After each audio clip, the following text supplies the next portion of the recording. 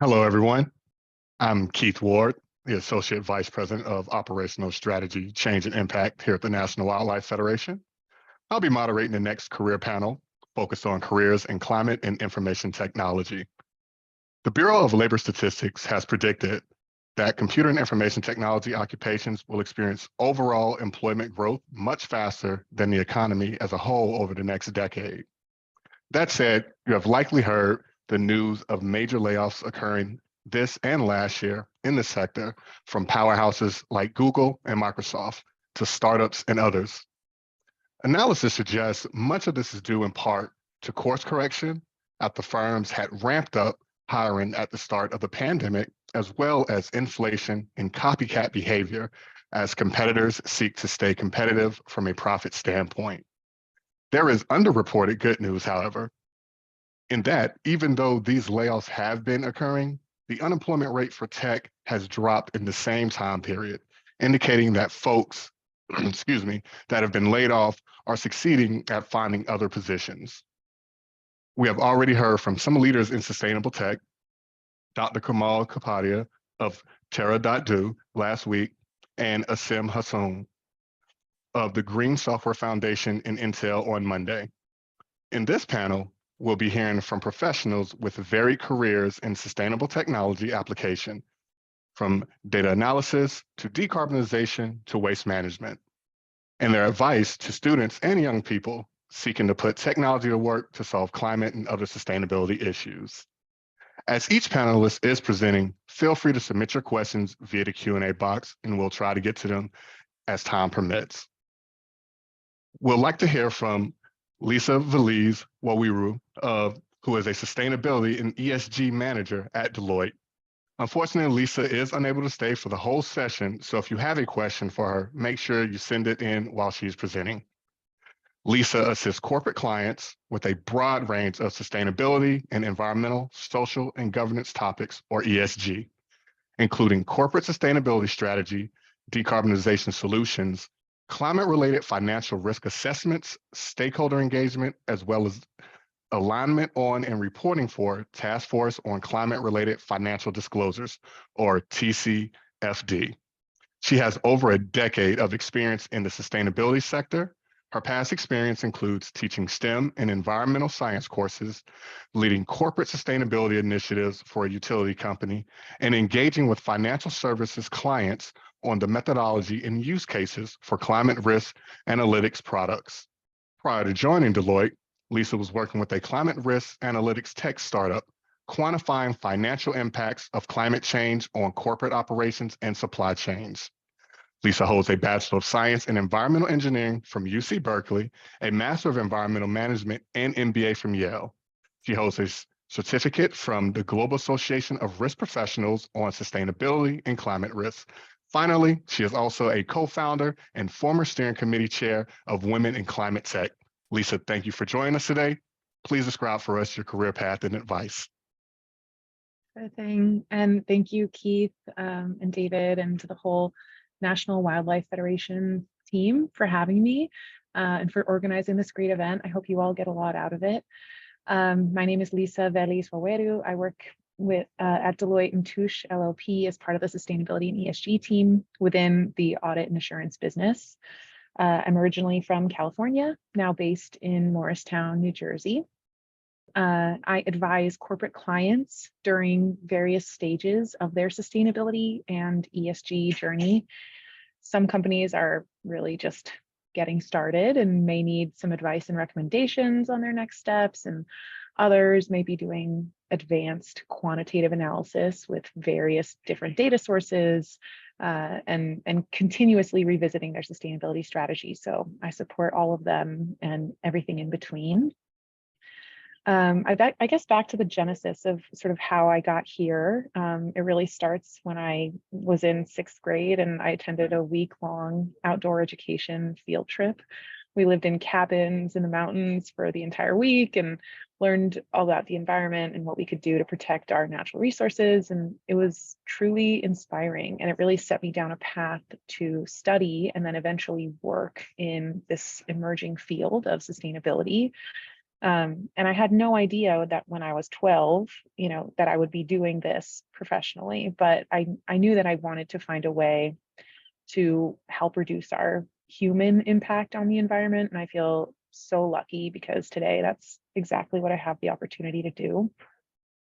I figured it might help some folks who maybe are just starting out or studying in this field to really give a picture of what a day in the life looks like. So I, in a typical day, speak virtually, also in person with clients. I manage timeline and work streams to complete client projects. So a lot of project management skills are involved. I also coach my teammates and support in their upskilling with respect to climate and climate risk specifically. So if that were a sport, that would be my domain. I also support our team's adoption of new tools and technology that will overall enhance our climate services for clients. And so even though I'm not a computer scientist by training, I've found a way to bring my climate expertise into the field of what is now known as climate tech. On a daily basis, I work with product owners and technology experts. And together, we really shape the future of our technology suite of tools that we deliver for our clients. And I figure some of you may be wondering sort of how to break into this field because it's so new.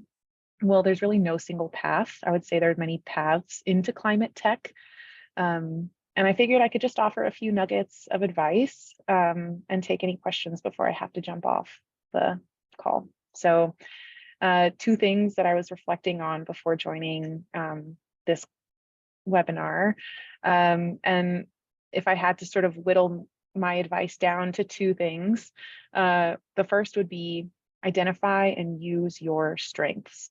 So at Deloitte, we talk a lot about strengths, and we've even done quite a bit of research on this topic. Over the past few years, we've examined hundreds of teams at Deloitte in an effort to really understand the defining characteristics of those teams viewed as high performing.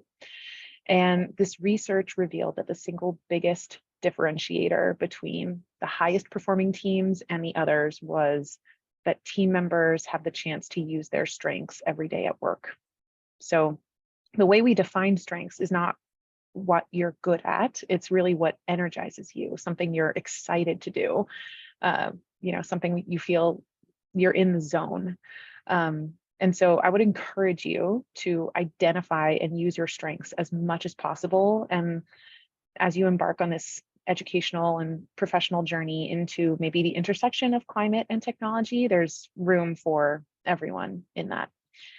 And then the second piece of advice I would potentially, I would offer you is really to be open to taking calculated risks. Sometimes you're able to learn the most from moments that stretch you. And taking risks doesn't mean sort of being careless, but in your career, you're going to be offered an opportunity or hopefully many. And you'll have to determine really which one to take, right? And so which next step is the right one for you at that time.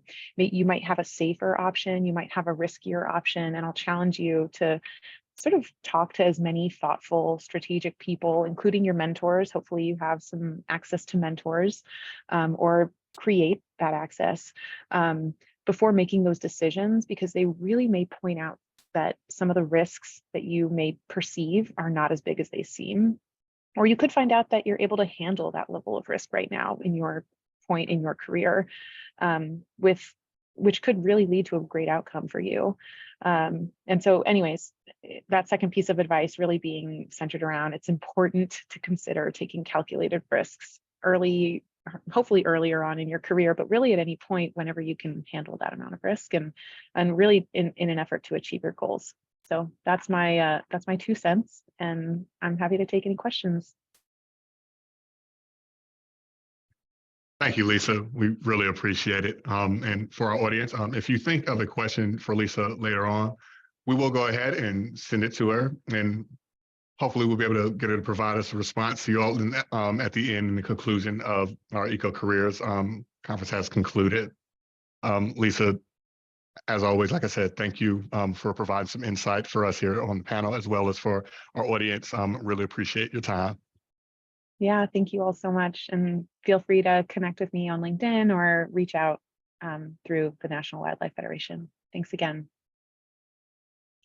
Awesome. Now we'll have the opportunity to hear from Dr. Garrett Boudinot. So Garrett Boudinot is founder and CEO of iCarb, a carbon removal technology startup, coupling climate change mitigation with ecosystem restoration. Garrett received a PhD in organic geochemistry at the University of Colorado Boulder, one of our sponsors, studying the impacts of climate change on marine and terrestrial ecosystems.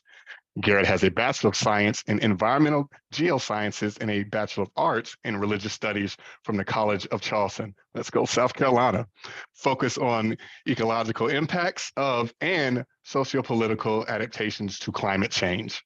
After his PhD, he worked in conservation in Colorado and on carbon dioxide removal in agriculture at Cornell University.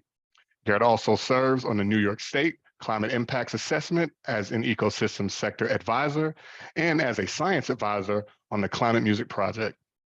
Garrett, please tell us more about your own career path and your advice to young people interested in pursuing a career in tech and climate. Absolutely. Thanks, Keith. And I'm going to share a slide. I'm a visual person, so I thought it would be helpful to show not only the change in hats and hair lengths throughout my career, but just visually the different things that I've done. As Keith said, I mean, right now I'm running a true climate hard technology company where we're developing hardware that removes carbon dioxide from the atmosphere. But as you can see from this slide, I've had a number of different positions, and even just a few years ago, probably wouldn't have believed that I would be a climate technology startup founder. The first thing you'll see at my career at a glance is I've spent a lot of time outside, and that's by design. That's really what has, even from an early age, and Lisa said the same thing, experiences outdoors were really foundational for me. I imagine for folks tuning into a National Wildlife Federation event, that's a common thread for a lot of folks. But what was also true throughout my career is while I loved the outdoors, I was also very aware that the outdoors wildlife ecosystems that I love were under threat from climate change. And so those two truths, my love for the outdoors, but they're being threatened, have been the defining thread throughout my life, throughout my career. So undergraduate, studying geosciences, scientific perspective, studying climate change and pollution, but also coupling that with a humanities degree in religious studies. I want to highlight that just because a lot of times that's not usual studying religion and geosciences, but it allowed me to explore the human element of climate change. So I want to highlight in my undergraduate work something that I do recommend for folks is do some research, because that allows you at a very early stage to contribute, to really dive deep into some of these things and contribute yourself. So I did research on the chemistry of climate change as an undergrad, but also and the humanities, understanding human and religious responses to climate change, really kind of rounding that out. So, and I was able to get paid doing that research. A lot of folks don't realize there are opportunities. So, if you're in undergraduate or about to go into college, definitely keep your eye out for that. I then went on and did my PhD in climate science proper, using chemistry to study carbon cycle and climate change. A few things I want to highlight there. I went straight into a PhD. Not everyone does that. Even folks that end up with a PhD often go through masters. I'm happy to talk to folks offline about that process of going to graduate school, why I did that, why I went straight into a PhD. The short answer is I was convinced that I was going to be a university professor. As you can tell, that did not happen. And so I can also talk about that. But in short, undergraduate and graduate research, I was always studying the problem of climate change. And really early in my career, we had a lot of work to do to just convince folks that there was a problem about climate change. What happened towards the end of my PhD is I personally got really tired of just focusing on the problem. And I think that's just something that we need to be aware of, is like our own mental and emotional energy really matters in our careers. And we need to, I like that Lisa highlighted, like what gives us energy. And I really wanted to be part of the solution. And then fortunately, folks started talking about the need for solutions, which is why there's a climate tech sector now. And so I highlight here under my PhD connections, because actually one of the most useful things for my PhD outside of the technical work that I did was recognizing I wanted to be part of a climate solution. I just started talking to as many folks as I could. Lisa mentioned having mentors. Highly recommend reaching out to people who have a career that you might want, or who you just look up to. Reach out, offer to buy them coffee, or offer to have them buy you coffee, and just learn more about their career. Really, that is as valuable as anything I've learned in my coursework. Formal education is what I've learned from people, just one-on-one. I learned that conservation was a very cool career path where people were working on solutions to climate change, improving wildlife habitat, improving ecosystems. So I actually was able to, after my PhD work at a state conservation agency, I cannot speak highly enough of that experience. I loved that work. However, those jobs are few and far between. So I had finished my PhD. I was working a part-time job for very little money. And it was in conservation. I loved it, but it was not sustainable. And there were not a lot of jobs coming up for me to continue in a more stable career path there. So kind of wanting to stay focused on solutions, a position at Cornell University opened up where I could start a research program on climate solutions specifically. So using my analytical chemistry and climate science skills to study climate solutions. So kind of a perfect blend of what I wanted. And that was doing agricultural climate solutions. So that's why I'm standing there in a cornfield, allowed me to be outdoors more. And that really started me on this journey of diving deep into the world of carbon removal. That's its own whole sector, its own whole world, but is within climate tech. And that's really what led to what I'm doing now. I serve, as Keith said, as a science advisor on a climate music project where I can combine my love of music with science, as a state climate advisor where I can work on climate policy. All of these things are really fulfilling for me. I'm not paid for them. And so, happy to talk about, doing some of those unpaid things, which are a lot of work, but are fulfilling, and how they've helped my career overall. But ultimately, my research at Cornell and diving into carbon removal led to my developing a carbon removal technology. I was awarded a fellowship called the Activate Fellowship, which is specifically for supporting entrepreneurship or for technical PhD folks in scaling up their solutions. There are so many fellowships out there for any stage of a career, any sector, and they're really meant to help provide the skills, the community, the mentorship to do whatever you want to do. So happy to talk about some of those. One of the last things I want to highlight, and I put this at the bottom, Keith pointed out, I started in South Carolina, then I went to Colorado, then I went to upstate New York. I'm talking to you now from Brooklyn. I've moved around a lot, and that's something that not everyone can do. And it's something that even for me who can do it, it is very hard. So I kind of had to make a decision early in my career that I was going to move wherever I needed to go to follow my career path. But it's been hard. I've had to leave friendships. My wife has had to move around a lot. And so, I want to highlight that because we live in a world very different from, the generation of my parents, where you grew up, stayed in one town, and had your career in that one place. Certainly, some people do that still, but just the job market these days requires people moving around a lot more. I am seeing, and I think that's something that we need to talk more about: is how do we navigate that? How do we do that in a way where we can keep our sanity, keep our relationships, and that's just been a big part of how I've navigated that. So happy to talk about any of this, and really appreciate hearing from the other panelists as well. Thank you, Garrett. Really appreciate that. For our audience, as you've seen from Garrett and from Lisa, one of the best things you can do is have an investment in people.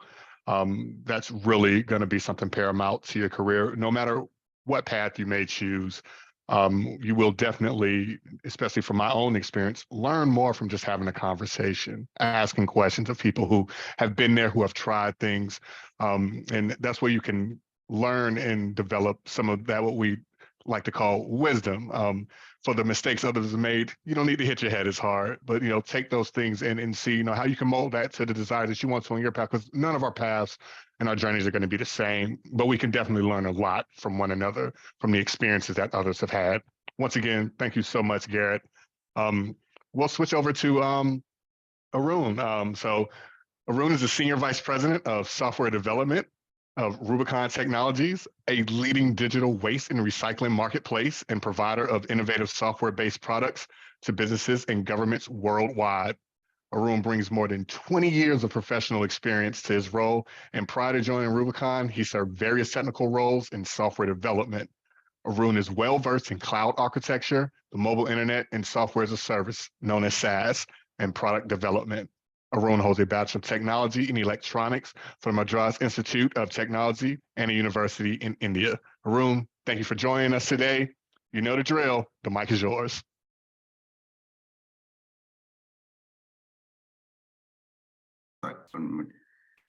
Hey, good evening, everyone. First, I would like to thank the National Wildlife Federation EcoCareers Summit team for giving me an opportunity to be part of this panel. And Garrett and Lisa, that you guys have gave great presentations about the climate change and stuff. Again, to add this one, I'll just go on this one. So given my background, I've been having 20 years of software development. So I'll nail down more on the technical side of it, like what really the current environment or the world needs right now, right? So just given that a background, I'm a pure software engineer. So I was being gone through from all the way from home insurance, to the auto insurance. And then I got an opportunity to come and work in the waste management. Honestly, I say 7 years. When my boss called and pick up this job, I said what I need to develop in the waste management. So I see that my garbage trucks going through the streets. So what I'm going to do there. But believe me that this is where we can do a lot. Again, that's what a lot of people doesn't know, that it's how we can solve the world's problem, right? So just to give more specific about in the Rubicon and the waste management side, right? Think about this today's, again, when we initially started this project of, again, we want to make the Rubicon to be a technology company to solve the waste side of the business, but that's not when we started working more with the many cities. What we found out, think about the garbage trucks is the one which go nook and corner of the city, right? So given that it's not only about the waste pickup, so we say okay, today we go and talk to most of the cities like this, hey, they have a snowplow use cases. They have a pothole detection. They put many street signs. And again, can you identify whether there is the broken street signs, right? And so when we look into more and more use cases, we say okay, the more attractive thing is how can we make these fleets more operational and find more insights for the cities to be more efficient, right? And that's where the whole journey started. And then again, we have been proud to say that we have been one of the leading digital space in the smart city world. It's not only into the waste management, we also do a snowplow, and then we have a street signs detection, and we have a various model. So coming to this one, and again, we always talk about the climate in the technology side, right? So today you have to look at it again, when we started 7 years before, many people have been operating large machines in own data centers, but we thought the moving forward in long run, it's the cloud infrastructure is going to be the biggest win. So today we have been proud to say that like we are also not only migrated to the cloud infrastructure, we have been truly operating in the serverless architecture. So I would recommend anything for any people who are looking in the career is this is again, as Keith initially mentioned, that you guys are hearing about a lot of layoffs and other stuff. No, we need more and more engineers to migrate. Every city, every product, like every company is trying to go to the cloud and not doing a lift and shift. We want to also be truly into a serverless architecture. What that means is like a micro front and microservices, right? So this is one thing I always tell the people, like go and learn more about the cloud. And again, this is very proud to be saying with a partner, again, like say like, okay, I just moved my 10 machines from my data center to the cloud. No, today the carbon footprint reduction is the most important thing, like when you move to the cloud as well. And this is one of the biggest cloud player like AWS and Azure, Google, GCP, they're all playing a major role in the servers they're bringing in optimizations and then reducing the carbon footprint, right? The second area I want to just cover is like in the cybersecurity thing, right? So again, the data is an oil. We have to protect every rules and policies around this world to save it. So there are many big potential. Again, you guys can see this one. We need like hundreds and thousands of cybersecurity engineers in the next 5 to 10 years to handle the data. So I would say like that's another biggest career path to look into the cybersecurity. And most of the people, again, I just tell these people is right, in every company, like in order to be more successful and efficient is right, they have the data, but the data is like spread across the systems, right? It's like the data ontologies and another biggest thing you have to look at it. How we bring all this collectively, the data together, and then it'll be more presentable for the company to be more successful in operational. So in that aspect of it, like again, people may say like, oh, the AI is going to take out all the jobs or is doing a different things. No, it's like basically the AI just look into the good aspect of it, like how we can put the data ontology on top of it and solve these problems, right? Like carbon footprint reductions. Again, I'm saying like when we work with many of the cities today, we talk to them is right, especially in the JS and the fleet optimizations. Today, think about it, like you have a city has 20 trucks and it's running in a different routes. Can we make it more efficient, right? That's basically a carbon footprint reduction, right? So this is all like end of the day, the data is there within the company or within their own organizations, how you collectively to put together and solve this problem to make the climate change and everything overall. So we'll put this way. So basically I would say like there is don't worry about the current situations about the job opportunity, but I would say like we need more engineers and scientists, especially in the cloud infrastructure, cybersecurity, and data science layer. So this is the 3 areas I would say like recommend the people to just more focus on. And the last one thing I want to cover, one advice I want to give is like this is again, I've been very lucky being in a Rubicon, like a remote working for the last 7 years. But if you look at it in the last 3 years, people have been like, again, why this lot of layoffs is happening? The other reason is when the pandemic, the COVID hit, right? So everybody wants to do the remote working. They don't know how to handle or manage the job. They went and hired a lot of people to manage the current customers, right? So one recommendation, as Karen and Lisa said, like talk to your leaders, talk to a different department. And again, I said, like, as I'm always a tech guy, it's like I can keep creating the products and some things like, but I don't know what my business needs, right? So they've been like, again, you're talking about your old operations to go and say like, hey, all your 100 people has to work remotely right now, right? Going from office. So this is where the engineering folks we come and say like, okay, what our team exactly needs, and have that open discussion with the team overall, say like, how can we efficiently help the team to make a more remote working? That's, I would say, like in an open dialogue and the conversation, the communication is the most important part to be more successful. And I think like moving on in a long run, that again, the remote working may be more nominal. So I think like maybe a collectively interacting and having a discussions what the team needs apart from the technology is very important. And I'm very happy to take any questions further you guys have it. And thank you for being part of this. Much appreciated, Arun. And as you stated, we did hear about the layoffs, but also have to understand that a lot of these jobs move from in-house for certain companies into some of these other major players where we did have going into these serverless technologies, as we did want to scale down on the enormous amount of waste and power consumption that we would have out of these massive data centers. And to another point of his, you definitely want to know about the business needs. And one thing that I have always stressed, especially throughout my career, is you want to look for areas for adaptable mobility. Sometimes looking at the old style way of upward mobility, you need to see how you can actually spread your wings out and adapt to changing environments, the way that the world shifts, and using your knowledge and your connections, and then that forward thought process on how you can leverage that expertise and technology to solve real world problems. Once again, good run. Really appreciate it. Thank you. Next, we'll hear from one of my favorite people on the planet, my colleague, Kimmy Gazinski. Kimmy is the Senior Manager of Data Strategy at the National Wildlife Federation. This involves leading a wide range of data projects to help NWF meet their revenue, activism, operations, and conservation goals.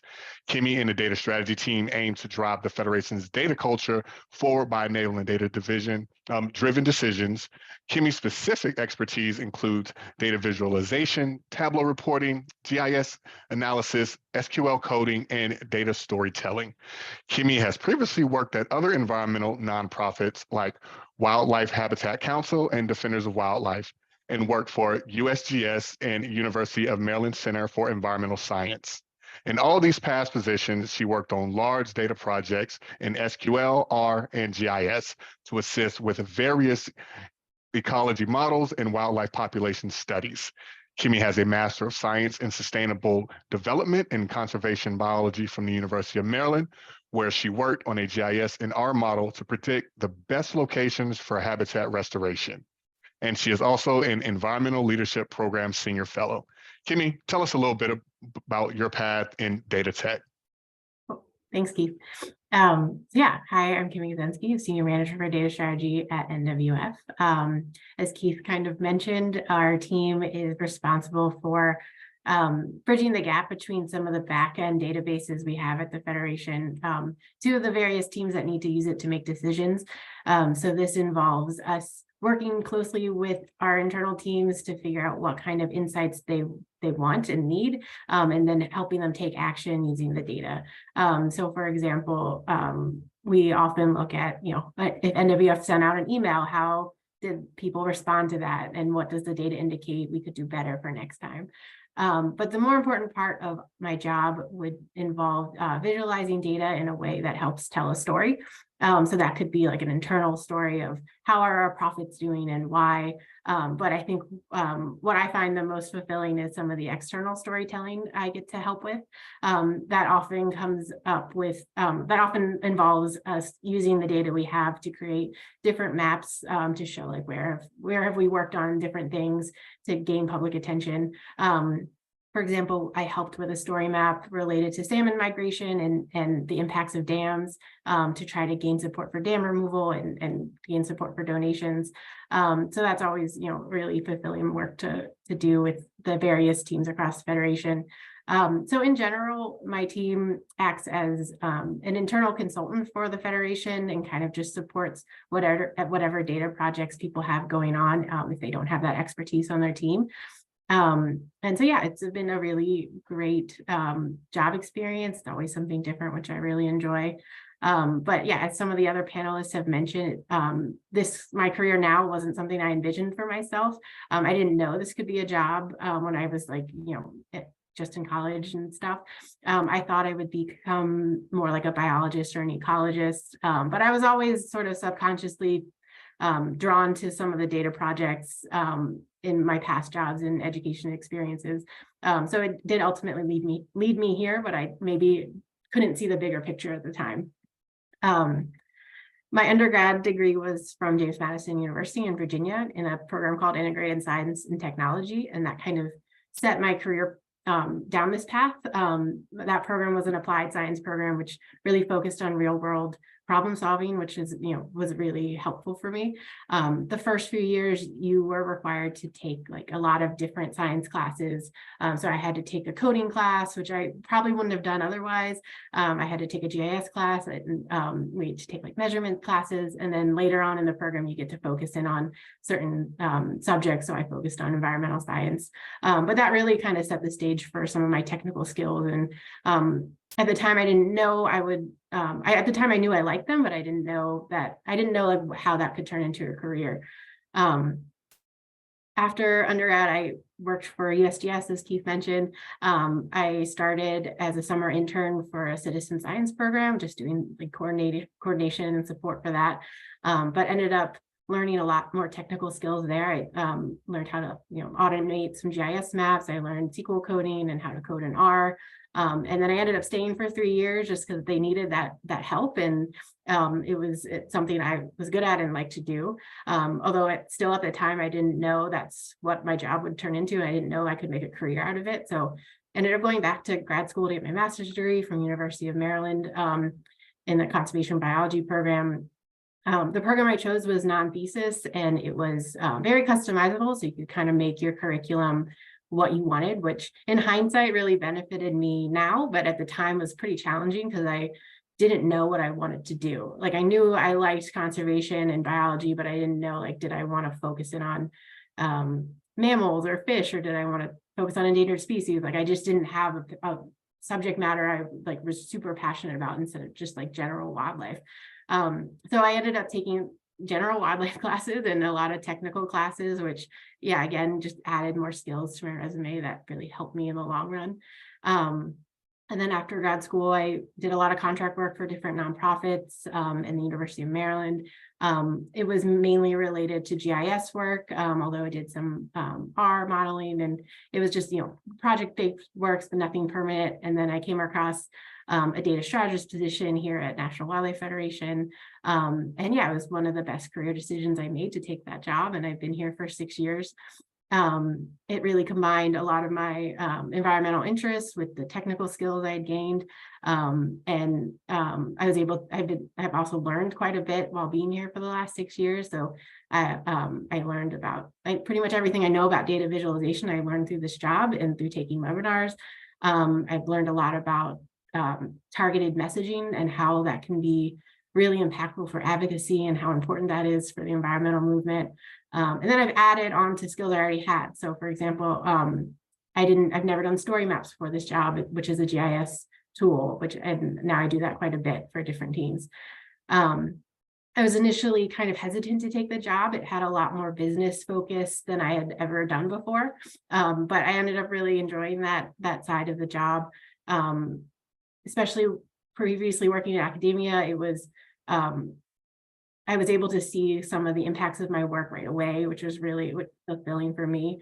And so, yeah, it's just been a really great experience. So I guess my career path has been a little bit, I would call, unintentional, but always kind of leading somewhere.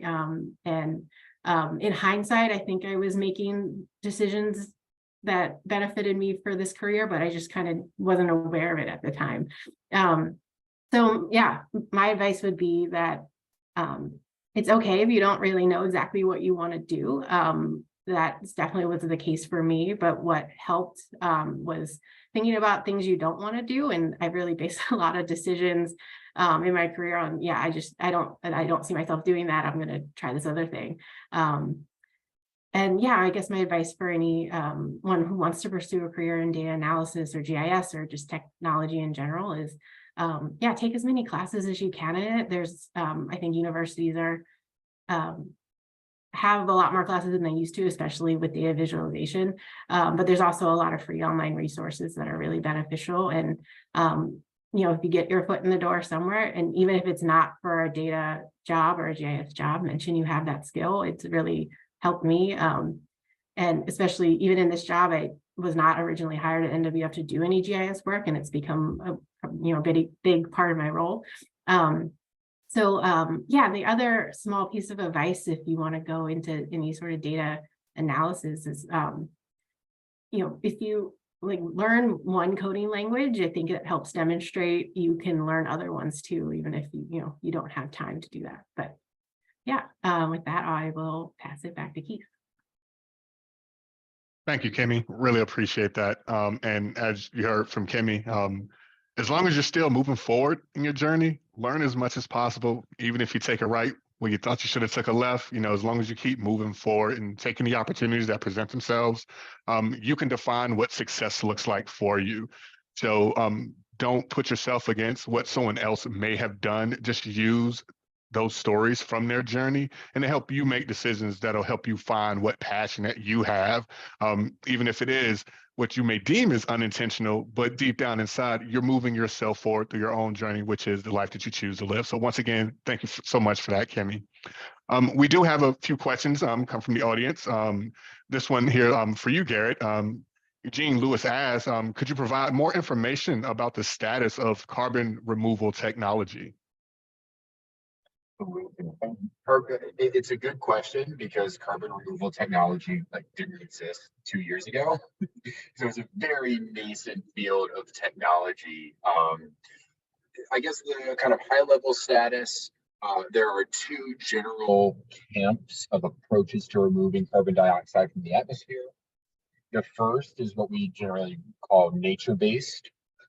So that's everything from kind of forest protection, planting trees, things like that, agricultural practices like no-till, ways that we can protect the biological carbon dioxide fixation from plants and stop it from going back up into CO2.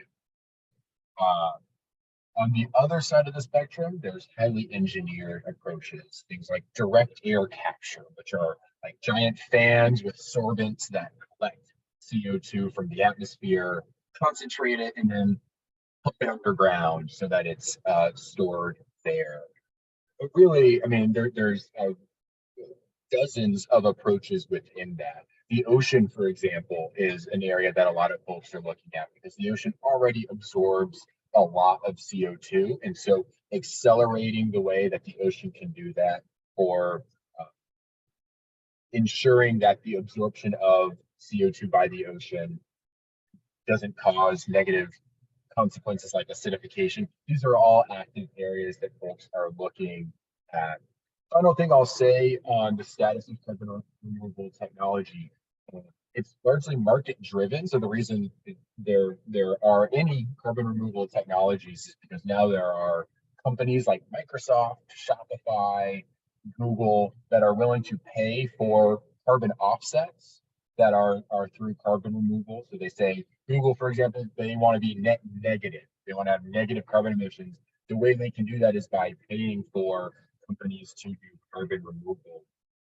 And there have been new changes in how those purchasers of carbon offsets have wanted carbon removal. So a few years ago, people wanted the nature base. They said, we'll pay for no-till, we'll pay for afforestation. And then California has a large market for this.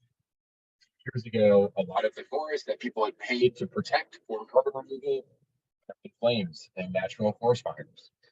And so there was a push towards what folks refer to as permanence. So less of the organic carbon protection and more of the turning CO2 into stone underground. There's a preference for that. A number of technologies emerged to do that. And now folks are really questioning, well, if you're putting CO2 underground, how do we know that it actually happened? So a preference for measurement and verification. That's actually what my company does, is we have a measurement and verification solution for a wide range of carbon removal. That's at a very high level. Happy to talk with folks more about state of carbon removal, technologies, markets, anything like that. Thank you, Garrett. Really appreciate that. I'm sure as more people would love to dig deeper into that, we'll be able to get you linked up with them. Kimmy talked about GIS, which is Geographical Information Systems, which has gotten a lot of attention lately, even from non-tech specialists. It's been particularly integral to mapping and clearly demonstrating environmental justice impacts on frontline communities. What are some technical skills that you would emphasize for students to make sure it's a part of their work repertoire? Kimmy, with you being missing in the question, give a shot at it. Sure. I think I touched on this a little bit, but I think storytelling is really important. There are a lot of mapping tools, some which are, you don't really need a background in to make something really impactful. So I would say, yeah, focus on what are the messages you're trying to say. I think maps are really powerful in simplifying really complicated environmental issues into, one location, which is easy for people to understand. So yeah, I think that would be my focus of just, maybe taking a class in storytelling. If there's one, like science-based would be one. Because there's one thing to have technical skills, but then to actually interpret the science in a way that the general public understands, I think is a totally different skill. Arun, Garrett, anything to add with that?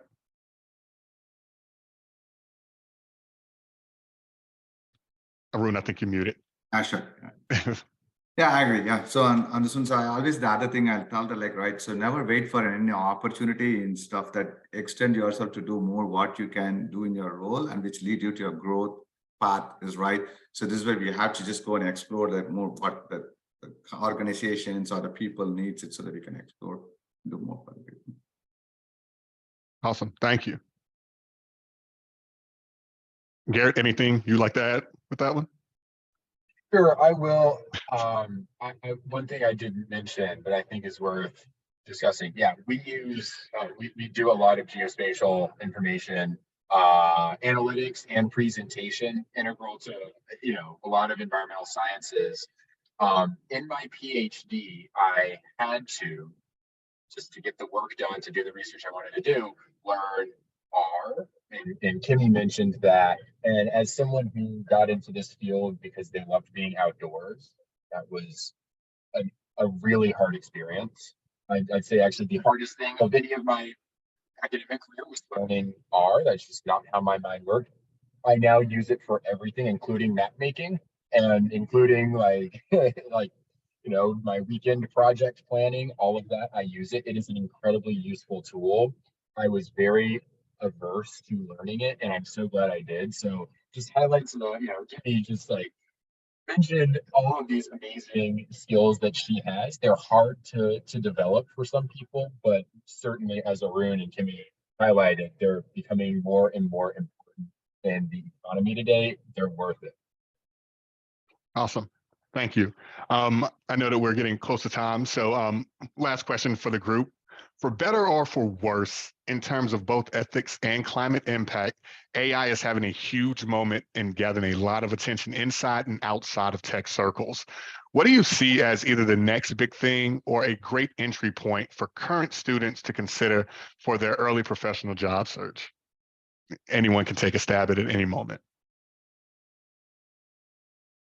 Probably I'll take a shot on this one. So I would say when it comes to AI, right? So that's what I say for the best, I think that the language processing model we call a large language model, which we call about recently the big hype about the ChatGPT and all this stuff, that's going to stay.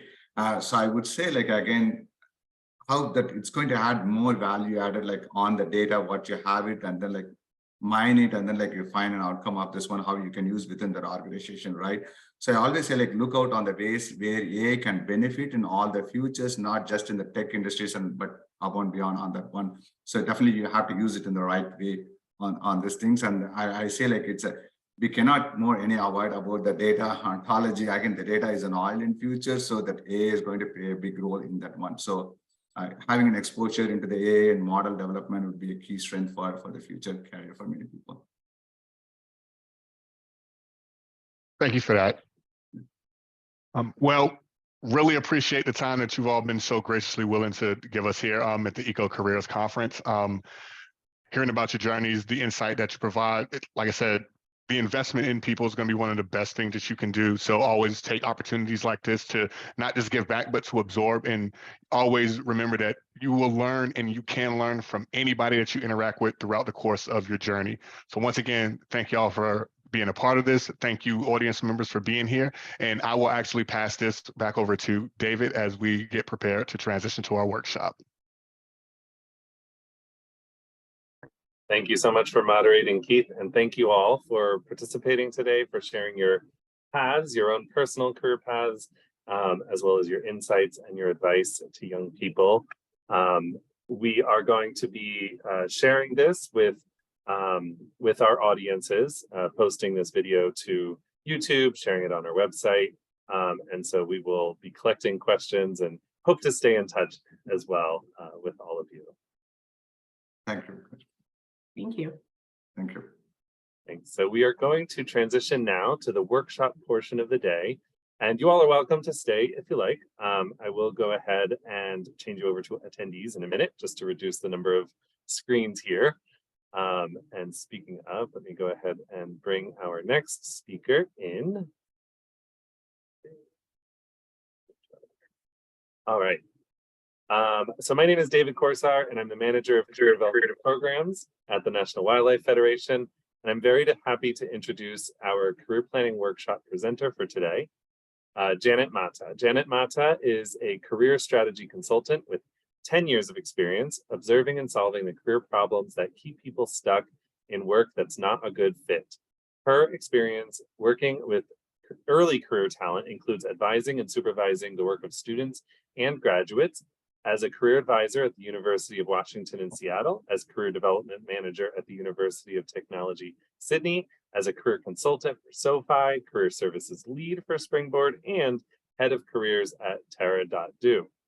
Janet works with people all around the world on all aspects of managing their careers, from what do I want to do when I grow up, to remote work and digital nomad strategy, grad school choice, skills development, personal branding, promotion and leadership, and career management strategy for early and mid-career professionals.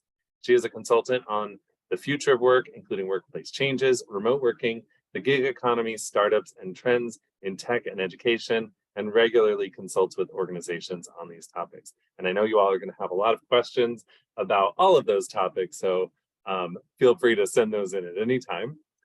Janet also specializes in unconventional career paths and in people who want to make more of an impact in their work.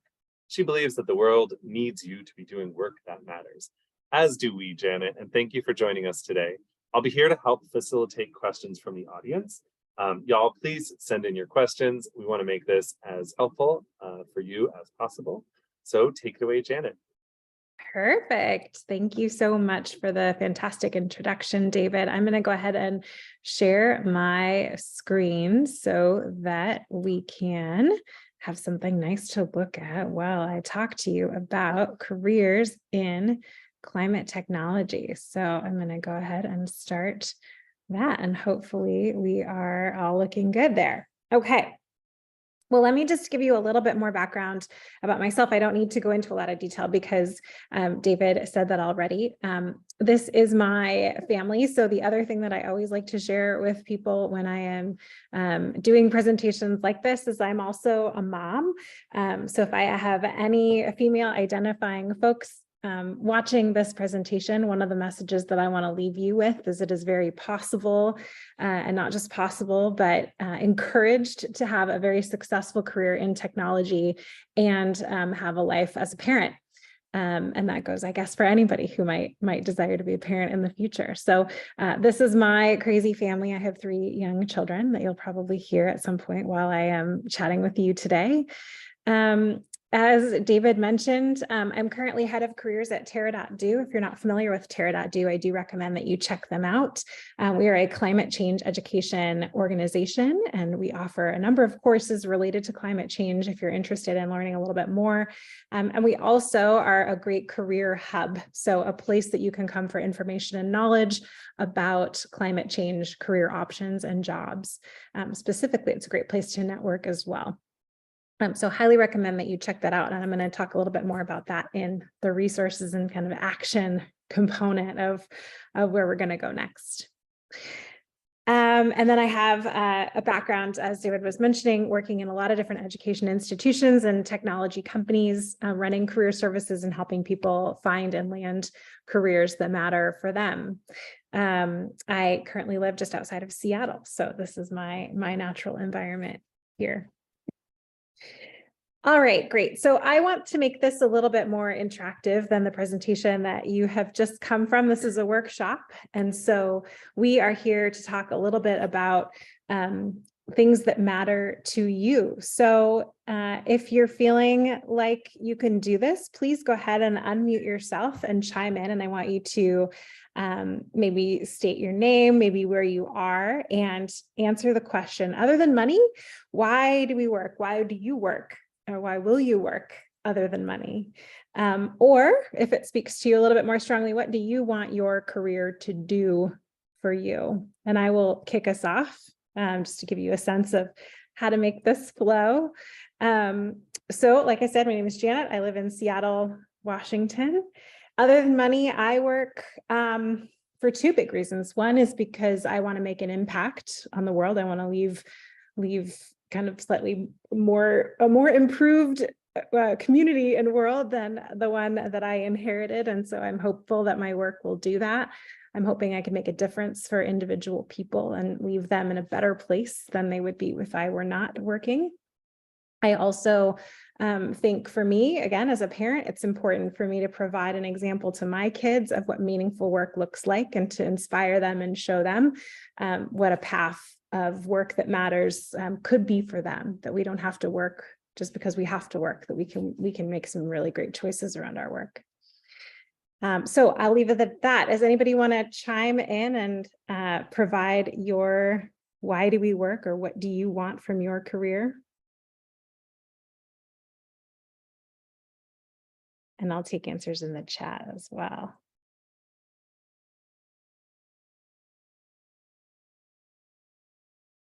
Fantastic. Yeah, from David, we have he's focused on impact and honestly to support my family and community, to help others flourish and succeed in their careers and their lives, to make a difference.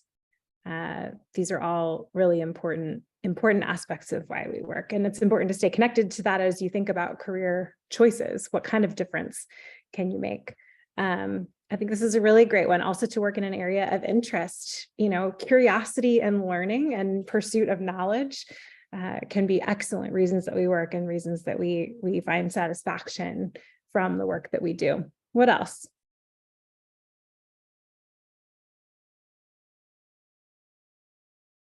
No brave souls. To help scientists speak to all kinds of people that are impacted by other people's decisions. So fantastic way to have impact, right? To help communicate the impacts of other people's actions or other people's choices, maybe to help people make better decisions. It's an excellent reason to pursue a career, to do good work.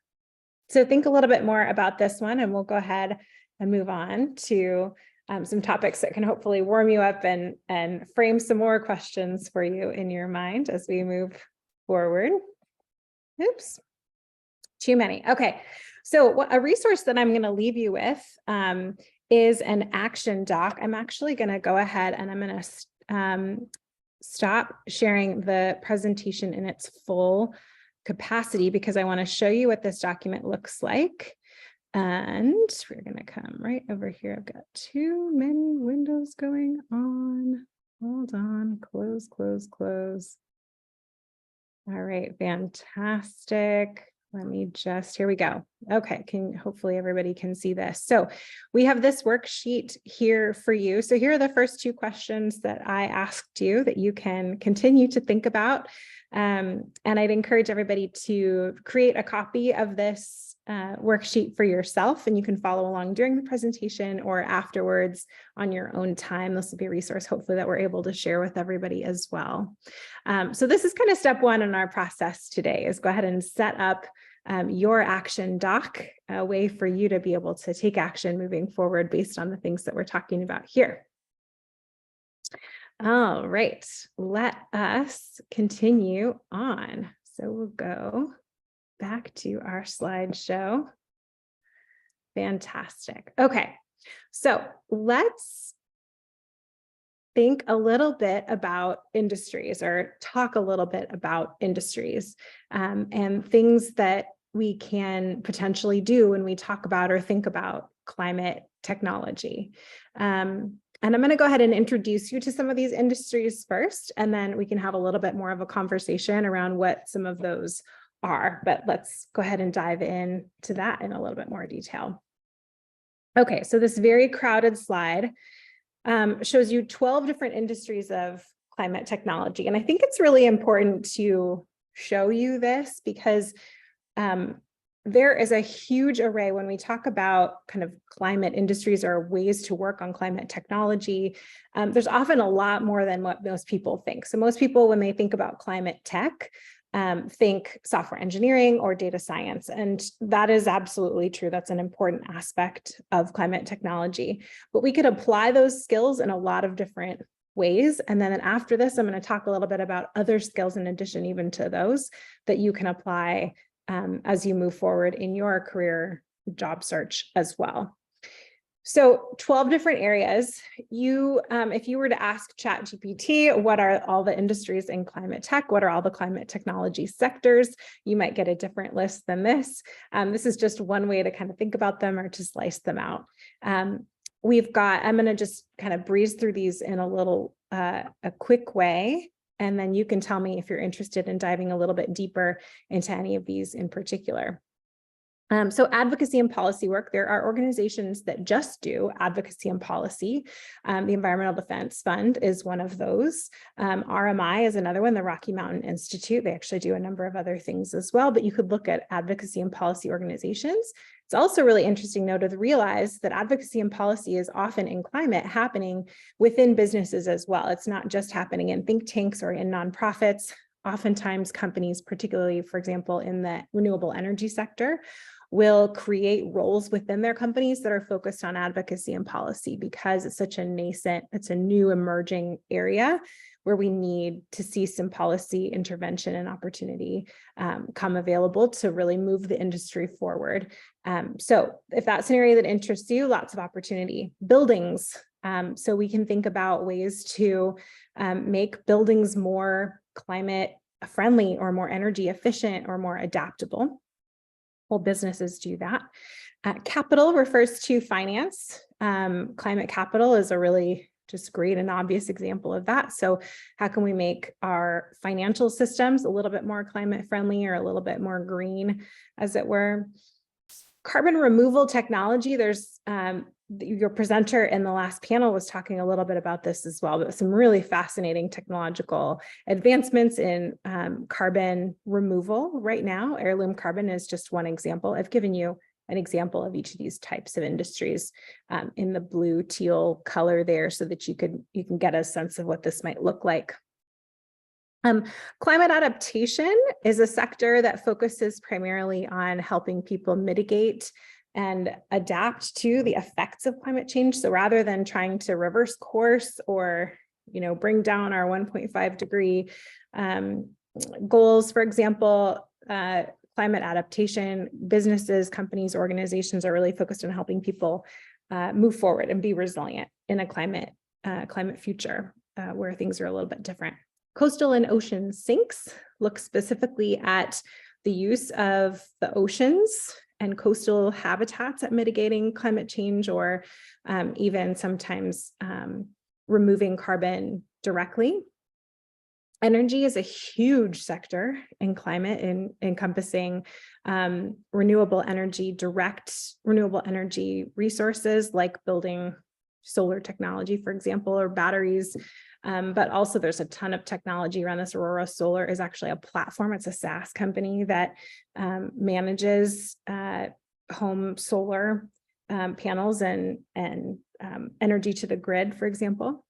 Food, agriculture, and land use. You could probably actually divide this into food and agriculture. So Impossible Foods is my example there for climate technology around food and food systems. And then there's lots in the agricultural and land use space as well around sustainable and regenerative agriculture, materials and manufacturing, media and journalism. There are some, very specific climate applications there as well. Research and education, again, very similar to advocacy and policy. There are organizations that just do that. And there are roles often within many different types of organizations that do this. And then finally, I have transportation here for you. So this is your EVs, or looking at how can we green our transportation or make our transportation systems a little bit more energy friendly or sustainable, or contribute to that carbon reduction goal that we currently have to mitigate for climate change. So the next thing that I want you to think about, given all of these industries, is that question that I started us with. Which of these industries is most interesting to you? So go ahead and post that in the chat. And if you've got your document open, you might pop that in. as well. Environmental justice is actually one that's not on here, so thank you for that, David. Some great resources in the chat for that as well. But what industries are interesting to you? What sectors do you want to investigate a little bit further? Go ahead and tell me a little bit more about that, either out loud or in the chat. It's always good for me to know what sounds great to you. Fantastic, fantastic. I'm personally very interested in land use and agriculture. I think there's something just very tangible about it to me that is appealing as a solution area that I've always wanted to get more involved in. Tara.do runs we run a course we call Farm School, where we send people off to regenerative farms. And you learn a little bit about regenerative agriculture practices. And I got to go on our very first Farm School event course and brought my kids along, and it was a pretty amazing experience. Really changed my perspective on growing and agriculture practices. Research and education, and career development, absolutely worth noting. My background is I didn't go to school for technology or engineering or software or computer science. My background is education. I have a bachelor's degree in history, and I have a master's degree in education. And that has really been really framed kind of my choices around moving into climate as I've moved my career forward. Okay, great. So if you have that action document open, you can kind of check the areas that are of interest to you. And then we'll talk about kind of what to do with that as we move forward. So the next thing, once we've talked a little bit about industries and kind of thinking about the larger context of climate in order to help you move forward on your climate pathway and designing the career that might be the right fit for you in climate technology, is thinking a little bit about what functions you would like to learn more about, or what types of roles within those sectors, within those industries could be of interest. So let's dive into those a little bit more. So again, I have a nice long list for you here. I'm not going to read these out or describe them, each of them, because we'll be here for a long time if I do that. But I want you to look over the list and then again, post in the chat or go ahead and unmute and just tell me which of these function areas look interesting to you as something you might want to pursue. The thing that I really want to drive home about functions within climate technology is what you'll notice here is basically any job could be a climate job. There is a need within climate technology organizations and businesses for all of the kinds of work that could possibly be done in a technology organization or in a startup company. And so that means there's room for everyone. There's room for every skill set or every area of interest. And not just room, but an actual need. Most of these roles are really in demand. This list actually comes directly from the job board that I manage at Terra.do. We have a job board of more than 8,000 climate technology jobs available. And this is how we classify those jobs. And so this is the list on the back end of our jobs database that contains all of the different functions that are available to you. So as a next step in your action around climate job search and thinking a little bit about what kind of climate career is the best fit for you, great to know about all these different areas, and go ahead and, oops, sorry, too much clicking. Go ahead and choose which ones might be most interesting to you. So select those in your action doc, or give those a circle and see what you can do to dive into those a little bit more. And that is the next step in our process. Okay, so if you are going to then do a little bit more research on climate industries and sectors of interest, as well as job functions of interest, I want to leave you with a few different tools that you can use to do that. So one of my very favorites is the climate-based job board. They have a really excellent job board of just climate jobs. It's a little different than Terra's, so I'm happy to recommend that to you as a resource as well. It's very easy to search. LinkedIn Jobs is another, of course, resource that you have, that terra.do job board that I mentioned. And then two other really fantastic resources as you're exploring job and career opportunities within climate tech are the My Climate Journey podcast. So if you're a podcast listener, or if you like your data to come at you in audio form, I highly recommend that one. And then Work on Climate is a fantastic organization. They're a nonprofit that encourages people to work on climate, to do whatever climate action makes sense for them. They have a fantastic Slack group that we are pretty much everyone at Terra is also involved in. And they do a number of other things. They run events, they have resources, they have a great website, they have volunteer opportunities. So it's a really good way to kind of start to get a little bit more engaged in the climate tech community via Work on Climate. I'm giving you these resources because the way you're going to use these is as you think about on your action sheet, selecting what industries or sectors are interesting to you and what functions are also interesting to you. What you'd want to do is go ahead and type some of those in or browse the categories of jobs by sector or by function in something like climate-based, LinkedIn, or Terra.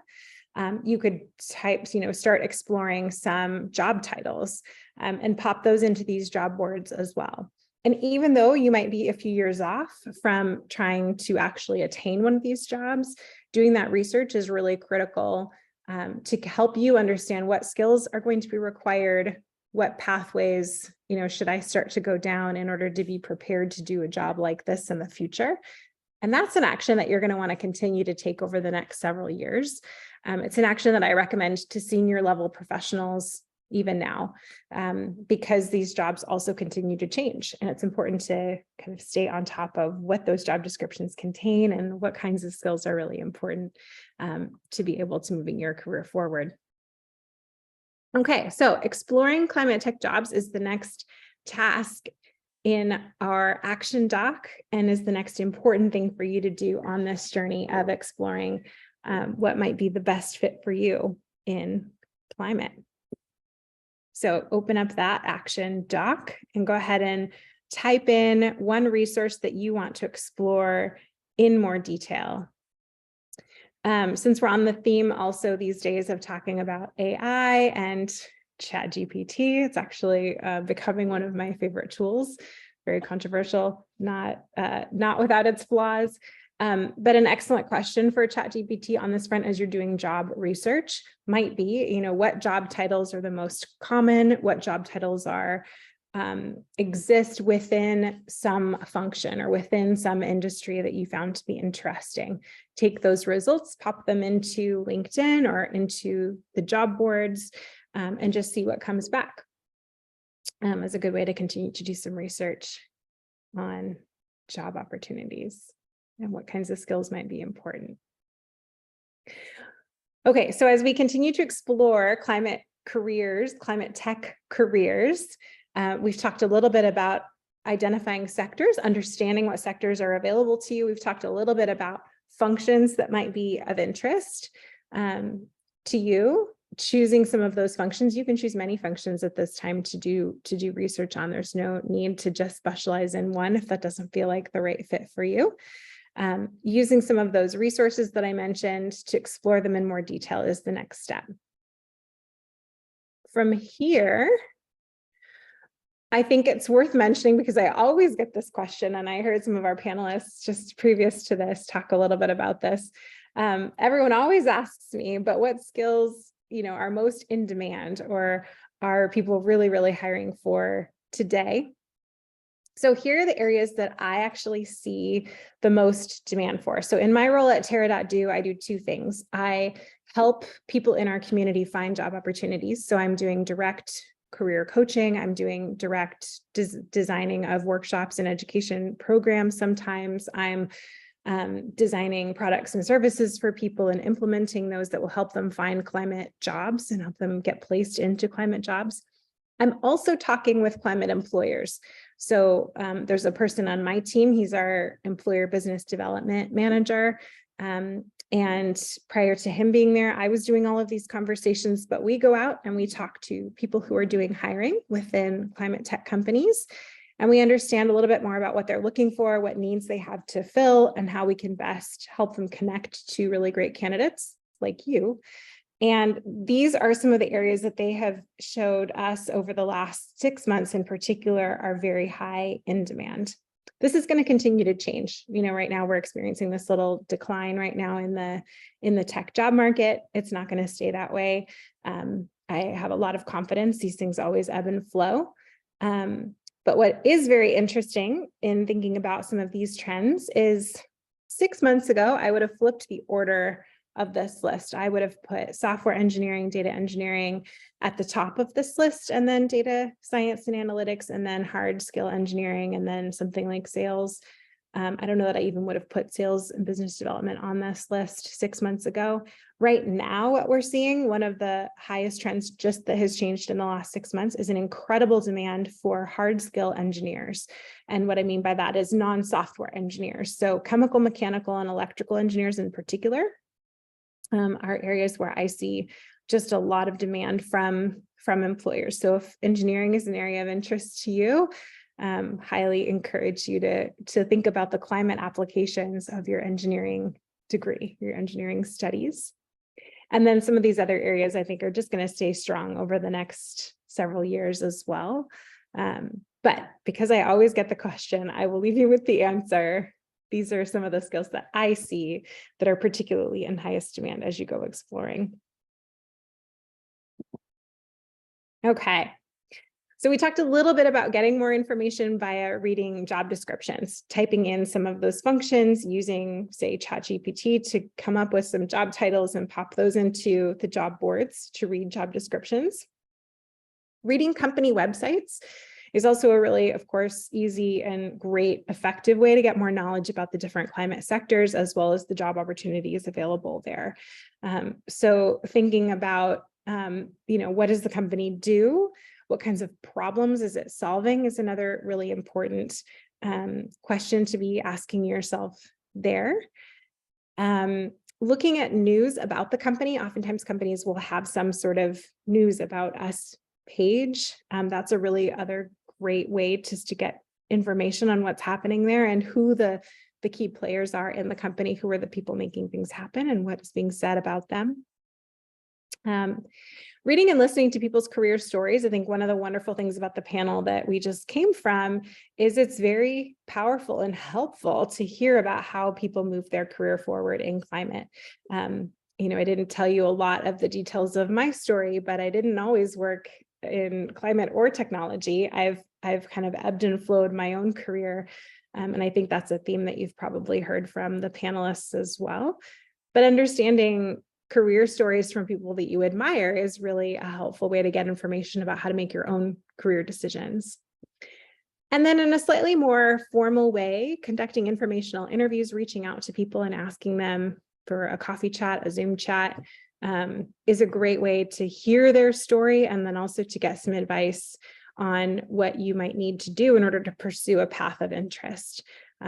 Great way to get information that can help you maybe focus if you're feeling too broad, or change pathways, change ideas if you're still exploring, or get confirmation that an area really is a strong fit for you. Okay, great. So in order to dive in a little bit deeper and get a little bit more information on those areas of interest that we talked about, maybe it's an area that you know is in high demand because I mentioned that earlier, or maybe it's just a function, and again, a sector and industry that looks good to you. I have 2 tasks for you. So once you've chosen which type of job board or resource you want to do some of this research on, go ahead and begin to do that research. So review some company websites in your industry of interest and review some job descriptions in your function of interest. So those will be next steps to pursue for you as well in your action deck. Okay, so now we get to move into the fun stuff. So we've talked a little bit about the lay of the land of climate tech and how to get a better sense of that and identify what might be some good areas of focus for you. The next part that I think is really useful to do is thinking about the aspects of you and what's important to you and how that might line up against the jobs that are available, and also the functions of interest that you could do, and the sectors and the areas of interest that you might have. So, for example, we heard one of our panelists earlier today talk a little bit about how he travels a lot for work, and that he's always found himself going to where the different jobs are. And maybe travel is something you really value, and maybe travel is something you don't really want to do. So it's really great to have that conversation with somebody like him, and then to check in with yourself. What is important to me about the work that I want to do, or the work that I am doing, and some self-awareness around what you're looking for out of your career, what you hope your career will do for you, is really useful in that. So here are several tools that you can use. All of them except for one are free, to get a better sense of what your values in life might be, what some of your leadership strengths are and your character strengths. There are lots of different ways of thinking about strengths. The after leadership character strengths, I also have dependable strengths. So again, these are all just different terms that we use for kind of character traits and qualities, things that come easily to you, things that come naturally to you, skills that you like to use on a regular basis. These are all resources that can help you dive into those a little bit more. This dependable strengths one is the only one on here that's not free. It is currently set at $25, which felt affordable enough for me to include in this list. And they also have the option to submit a request to have that fee waived or reduced, depending on your circumstances. So definitely utilize that if you would like to go through that dependable strengths process. So really, it's actually a great process. I used to facilitate that at the University of Washington and highly recommend it. Green New Careers quiz is just fun if you haven't seen it already. It's a great way to kind of express some of your interests and have it share with you some career types that could be of interest to you if you haven't already explored those. So I'll leave you with some of those resources, and your next task in your worksheet is to choose at least one of these to complete, to get a little bit more information about yourself. I have been doing a lot of talking, so I'm just going to pause for a minute and check in on what questions do you have so far? What resources look like they could be the most helpful? How is this process sounding and looking to you for the moment? So I'll invite you all to chime in on the chat there, and I'll check the questions as well and see if we've got anything that I can pause and address for you now.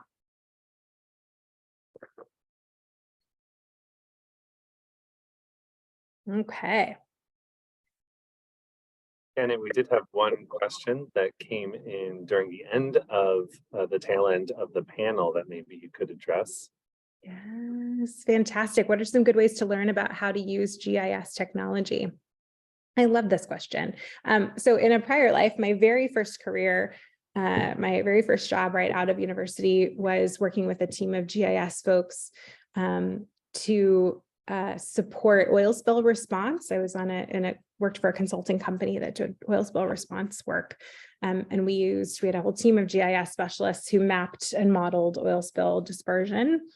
And so I always have this warm place in my heart for my GIS colleagues. Great way to find out more information about how to use that. So there are a couple of different ways that I would go about this. So one is talk to people who have the title of GIS somewhere in their title. So you might do a search on LinkedIn for people using GIS and reach out to them and say, this is an area that I'm really interested in. I'd love to talk to you more about what that looks like in your day-to-day work, or how you use that technology, or what it's currently being used for. You could do a little bit of searching around companies that rely heavily on spatial data. So for example, the name is going to escape me, but there's a great company that does wildfire kind of assessment and response. So they use GIS technology to determine wildfire hotspots, and then they deploy this very cool drone technology to go out and sort of monitor and supervise those areas for early wildfire response so that we don't, get the severity of wildfires that we have seen in the past several years. So, looking at that company or companies like it, talking to folks there about what it is they do and how they use GIS. There's a great company called Kairos Aerospace you might want to look into. They also are a drone technology company that uses GIS and spatial mapping and modeling. So that would be another one to look into a little bit more. A lot of this is kind of what I would call like rabbit hole following. So, doing a Google search, seeing what kind of company comes up, clicking from there into a news article that maybe mentions another company or another person, kind of following those rabbit holes and getting following your interest really is a great way to go about doing this. And as soon as you see something that sparks for you, where you're like, oh, that sounds fascinating, that wildfire thing she mentioned, yes, I'm going to go and look into that a little bit more. That's how you know that maybe you've stumbled on something that could be a great opportunity for you. And the next key step that I would always recommend is reaching out and talking to somebody and getting their specific advice from their perspective on how you should pursue that or what you should do next with that. And then of course, the other one would be education resources. So what are the top schools currently teaching GIS degrees or courses? And then talking with somebody there about what do they see in the market around how to use GIS and what's happening with that is also another good tool or technique that you can use. All right, so let's move on. So the last area in terms of this process of exploring climate careers and opportunities within climate technology is putting together some sort of test. So this activity or this action comes out of design thinking. Hopefully some of you are familiar with the Designing Your Life book or curriculum around how to think about your career from a design perspective. A really important aspect of designing a career for yourself in climate that makes sense to you is testing out different areas of interest. So we've talked a lot so far about getting information, and I would say that this is getting information in a slightly more passive way, right? You're looking at websites, or you're talking to people, or you're typing things into the computer, and you're getting information back. One really important next step to move forward with after you've done a little bit of that initial research is to go and actually experience some of these career paths in a little bit more detail and a little bit more immersively. And to do that, we would design a test, or we would design a prototype for how to test out that career area of interest. So there are lots of different ways that you might be able to do this.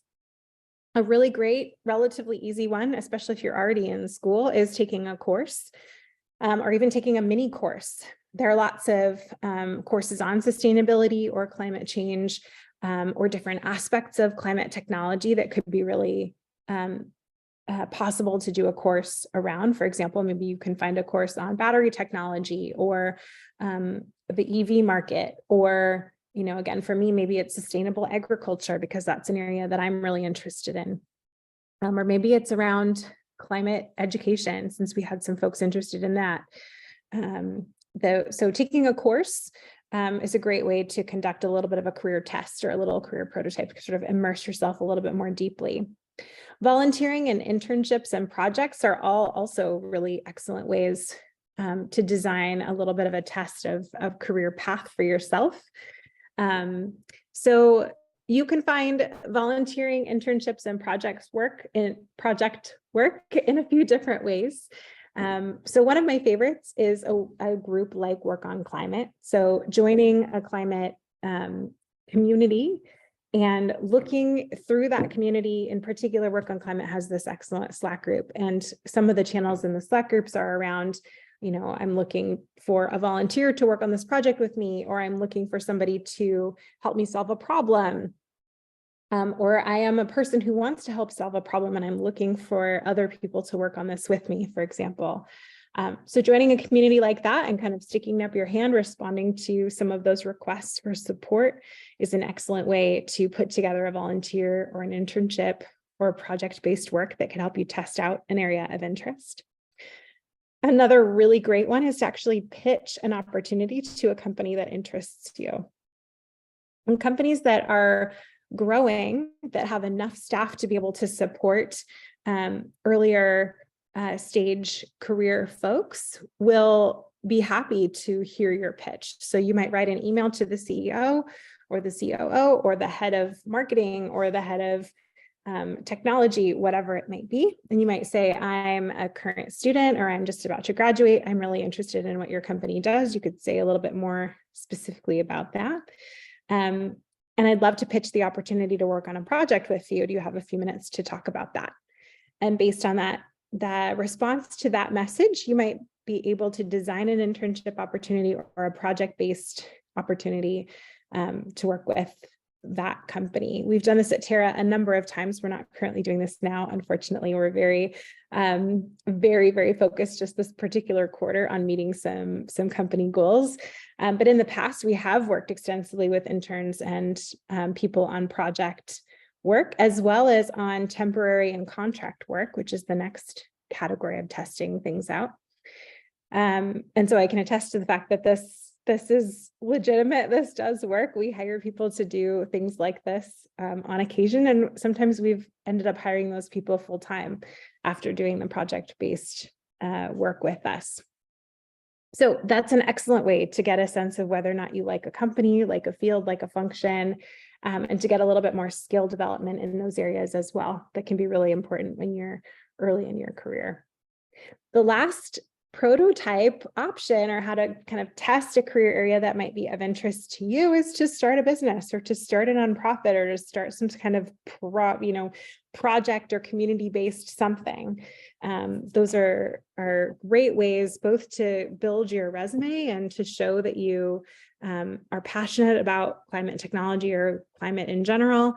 It's also an excellent way to build your skills, and it's an excellent way to build connections as well. All of those things are important to moving your career forward. So don't be afraid to start something as a way to test out your areas of interest. It doesn't have to be permanent. It could be something that you do for 6 months or a year, or that you pass on to someone else if you decide it's not for you. So don't let that deter you as well. Okay. Absolutely. So hearing in the chat, just bringing back up the fact that learning what you don't want to do for your career is definitely important, just as important as learning what you might want to do for your career. So taking some of those functions or taking some of those industries, testing them out, figuring out like, how can I get some experience in that area that will help me determine if this is the right fit. If you find the answer is this is not the right fit, that's great. That's very useful information that you can move forward with. And it means you can focus on a different area and try something different to move yourself forward. So don't be scared of the no answer if you're testing something out and finding it's not a fit. This is great. Okay, so what kinds of things are we hoping to get out of a prototype or a test? I think that's a really nice segue actually from that comment of getting in more information about a career path or job that you want to do or that you don't want to do. It can help you understand if you're actually going to like this area of function. Another really important thing that these career prototypes accomplish is building relationships in your field of interest. People get hired through relationships. That has been the case for all 15 years of my time in doing career coaching and consulting. It's how I got my very first job. It's how I got this job. Relationships. It's very, very much about your network of people who you know. And the most wonderful thing about that is that you can change that. You have active control over that. You can go and meet people and reach out to them and add them to your network and send them messages and they will respond. This is what it is to be in a professional community. So building relationships is something that is critical for moving your career forward, and designing a test like this, even if it's just taking a course, you'll meet people in the course, you'll meet people who teach the course that can help you move your career forward. So building relationships, very, very important. Developing skills, I talked a little bit about this already. All the ways of prototyping or testing out careers will also grow your skills in areas that you are interested in having them grown, and potentially in areas where you realize that's not really what I want to do. I took a GIS course early in my career when I was working for this consulting firm, thinking, oh, I like maps and I really admire and respect the work my colleagues do. And I finished the GIS course and realized I will not be a GIS technician. That is not an area of interest that I have. Like, I love the output. I want to use the output. I'm really happy to consult with organizations, but actually using the technology and constructing those models and those maps, that's not so much for me. But I developed the skill. Building brand association is also very, very important for your career as well. So as you test out different areas of interest, work for companies, adding those companies' names to your LinkedIn profile, to your resume, is another great thing that career testing can do for you. Okay, fantastic. So this, I think, is the last task in our action document and that I have for you. But design a career prototype in your function and industry of interest. So if you are able to complete all of these steps, you will be well on your way to having a really great plan of action in terms of exploring the careers in climate tech that appeal to you. And that will provide a foundation for being able to run this process again and again and again, exploring different areas of interest, exploring different functions of interest, and learning forward, essentially, in terms of what climate career options exist for you. Tell me a little bit in our last few minutes, what kinds of career prototypes or tests would you like to pursue, or is there any more that I can share with you about how to go about doing that? I would love to tell you more about that if I can. What questions do you have about this aspect of the process, kind of testing out career pathways and options?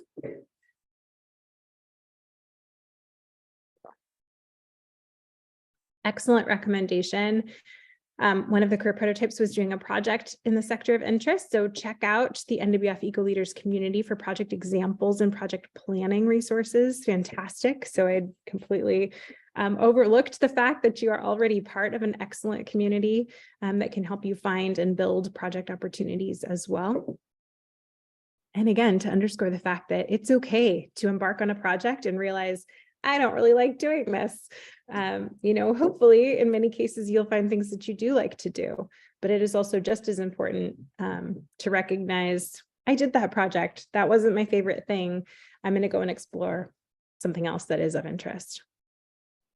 And one of the career prototype examples that you had was on taking classes, taking courses, and especially in tech, there is a wealth of opportunities to take courses online, edX, Coursera, of course, Terra. What advice do you have for folks kind of navigating that terrain? Because it can be kind of overwhelming with knowing whether or not it's a legitimate source and whether or not you should pay or try to find it for free. What advice do you have for navigating tech courses online? Absolutely. Okay, so I have a couple of things to say on this. So the first is around evaluating what makes a good course. So I would never advise somebody to pay for a course as a first step. So if you're feeling like, I just want to get my feet wet in this area, maybe I'm interested, we'll go back to my sustainable agriculture example. I'm interested in sustainable agriculture, but I don't really know if this is the right pathway for me.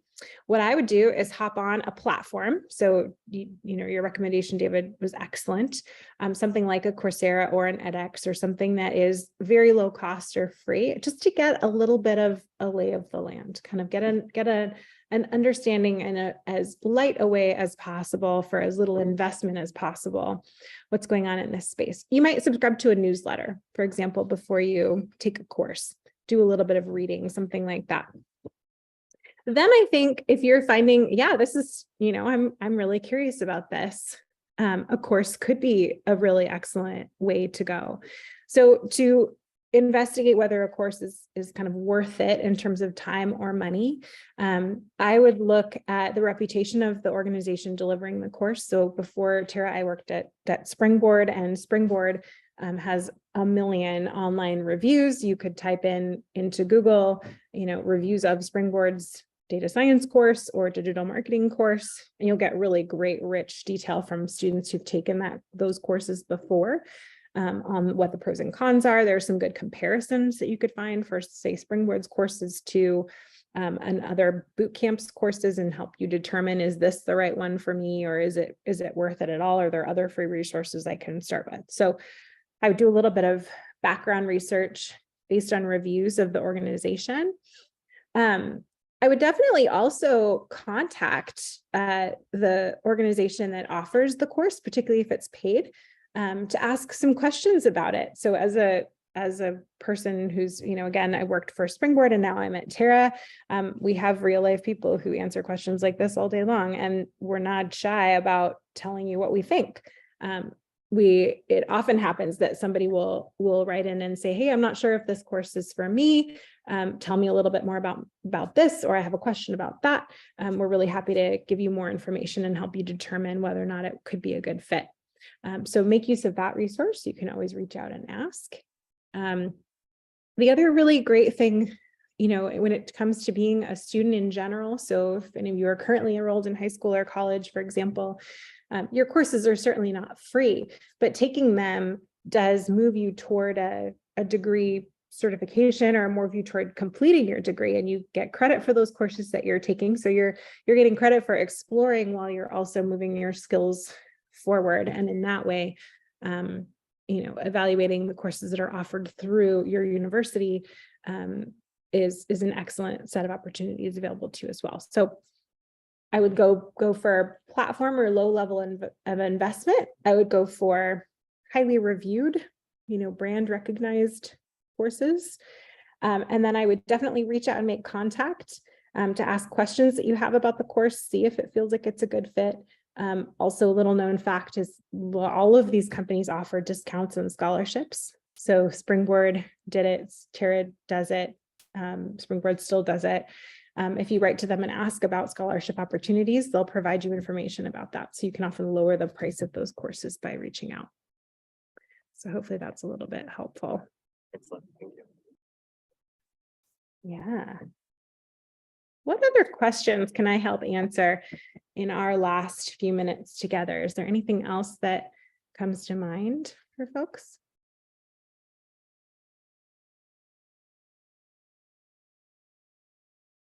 Okay. All right. Well, it has been an absolute pleasure.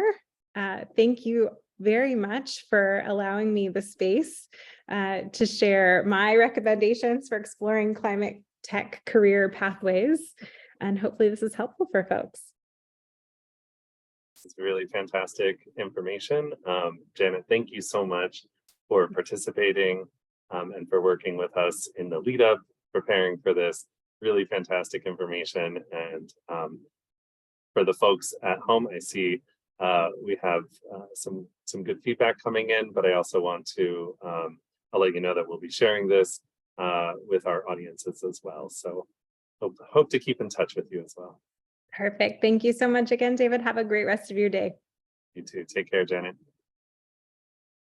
And remember, everyone, we'll be meeting back tomorrow for our last session. Our last day is Habitat and Wildlife Careers, and we'll be starting that at 6 p.m. Eastern tomorrow. So make sure you tune in for the last day of EcoCareers tomorrow. Thank you all.